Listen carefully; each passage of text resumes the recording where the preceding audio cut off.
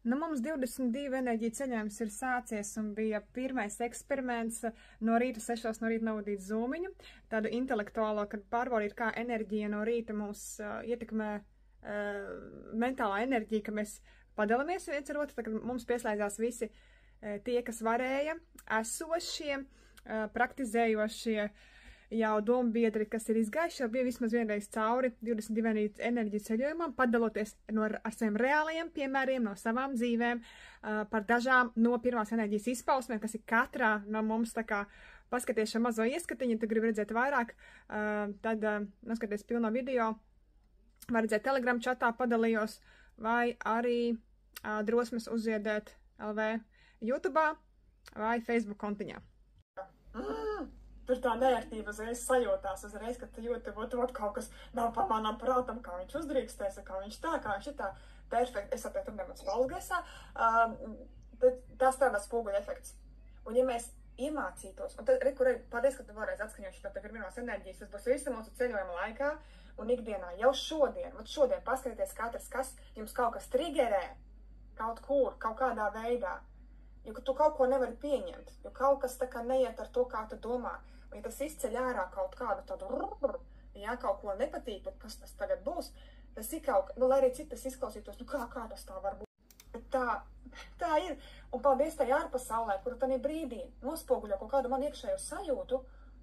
ar ko man ir vērts pastrādāt. Un atceramies, nav jāatver tā informācija, tā tieši, tieši kāda ir situācija vai kaut kāds tas moments, ka tieši copy paste tādā variantā arī manī, nē. Padomāt vēlreiz par šīm vērtībām vai caur to situāciju, kādas vērtības tiek aizskartas un kur es esmu šī visā, es to pieņemu kā tādu pilnīgi kā melns uz balta un ne pa labi, ne pa kreisi, un tad ir grūti. Tāpēc, ka, jo tā ir dualitāte, tad mēs ļoti pēc dualitātes noteikumiem tā kā, ja reiz tā ir, tad tā ir, un citādāk nedrīkst būt, jā. Bet, ja mēs skatāmies no tādu visuma likumu momentu, no tāda novērotāja, no šī radītāja, ka tev ir savs kosmos, viņam ir savs kosmos, arī tādā situācijai ir savs kosmos, un viņi miedarbojās šie impulsi, kas tur nāk, un tās situācijas, ko mēs nolasam, tad tas miedarbojas kaut kā mēs viņu iztolkojam, un ja tas kaut kādā veidā man aizskar, vai liek tādu tricekli iekšā, kur es esmu iestrēgusi savā kaut kādā redzējumā, vai tādā, kā es to uztveru, vai ko es par to domāju. Es redzu vispār plašāku redzējumu tam visam, vai tomēr es tā diezgan šauri uz to visu skatos. Un es zinu, ka tas ir neērti, tas liekas, Ines, tā nevar būt, tā nav, un tas ir normāli, tas ir pilnīgi normāli šīm sajūtām ļauties, lai ienāk jūsu dzīvēm un paskaties jau šodien apskaties, kur jums būs tāda situācija.